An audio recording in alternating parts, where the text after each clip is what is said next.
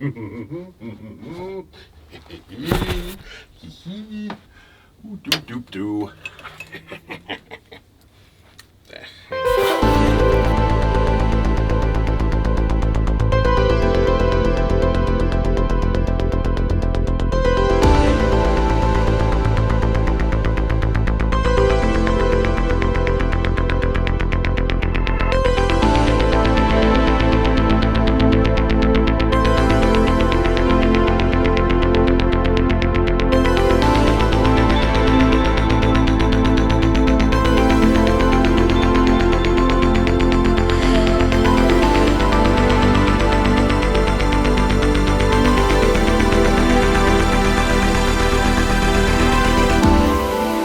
Welcome to 2023. We talked about a lot of stuff last month, and I felt I should give you an update.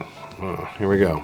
All right, so disclaimer up front. Been getting over this cold for like the last 2 weeks. It seems to have hit everybody. Just know that I'm gonna have a bunch of jump cuts because I don't want to put a lot of coughs into the story right on time. Recap. Last video I had talked about being more creative in my day-to-day and working with other people.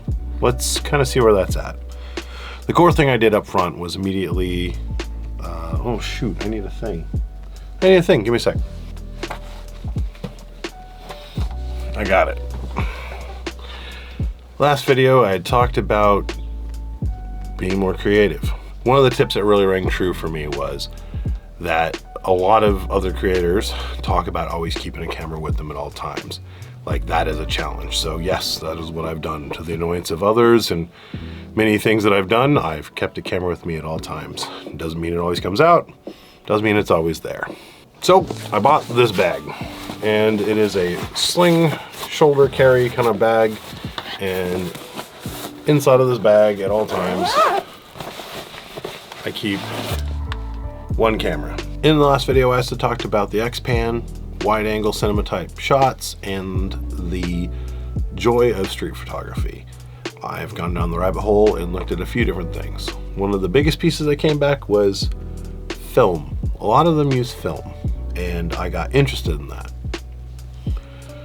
Meanwhile, in my actual day-to-day and things that I've been doing, this is the Z9. This is the flagship model Nikon has right now.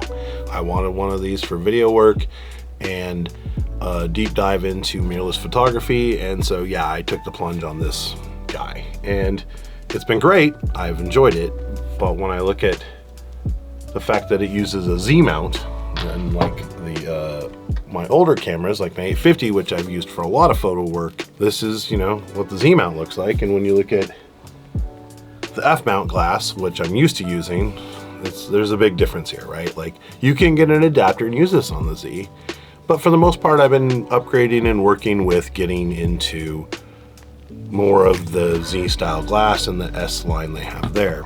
So what to do with all this old F glass? So I already kind of buried the lead a bit with this, but this is an F6. This is the last kind of pro body film photography camera that Nikon put out. It came out in 2022. The last one made was in 2020. There's about 1 million YouTube videos out there if you're really interested in knowing more about this camera.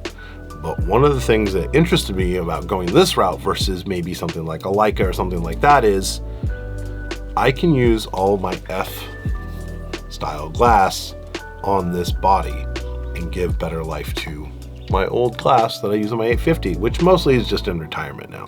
So yes, my 850 is in retirement, and but I can use all my old glass on this F6, and I can do a lot of crazy things. So a lot of January has been playing with film and playing with this F6. Oh, look at me, I'm narrating again. Well, it worked so well last time, I said, why not try it again? I don't want to make this video too long-winded. I've already taken up 4 minutes of your life, and you're never getting that back. You're welcome. The F6 is my favorite camera at this time. I'm able to use the glass that I grew up with, and it behaves like I'm shooting with my 850. Really, I'm not trying to hype this up. The F6 is like taking what they learned from the full frame D series and making it work for film.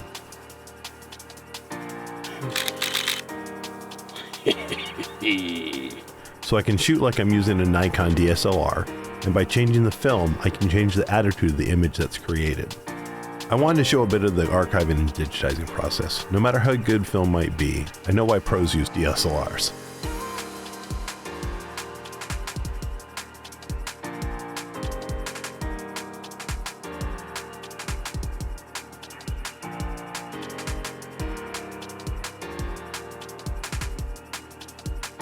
This work took almost 2 days of experimentation to learn and complete, but I think I can do faster in the future.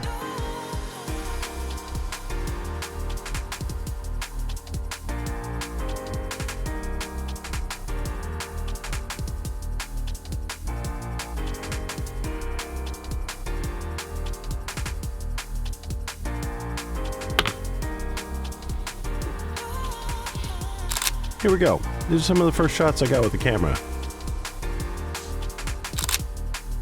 Not sure how well this is coming across on YouTube.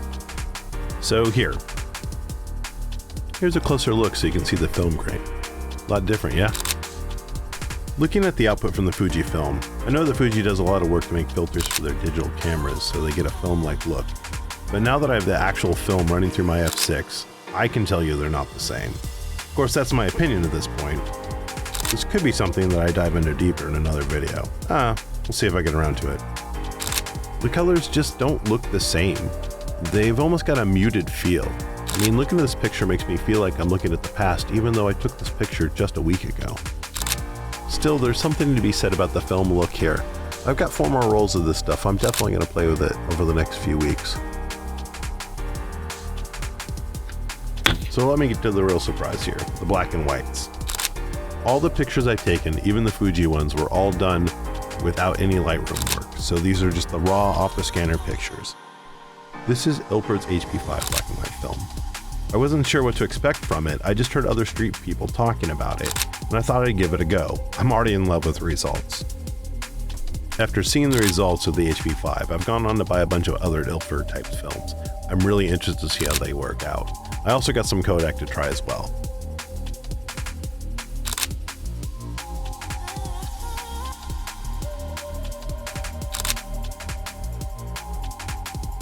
I'm not done with color either.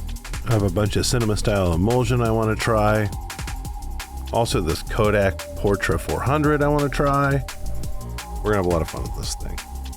I was also gifted this Canon from the late 70s from my godbrother. Let's not forget I also have this X-T3 versus Z9 video to finish. And if we really want to get crazy, there's a Blackmagic broadcasting camera sitting on my kitchen table. We can put it up against the Z9, see what happens next. I'm not turning this into a comparison channel, just trying to have some fun. Bear with me a bit. Alright, I've taken up enough of your time for one day. Thanks for hanging out with me. Love y'all. Cheers. Oh yeah, and keep being creative.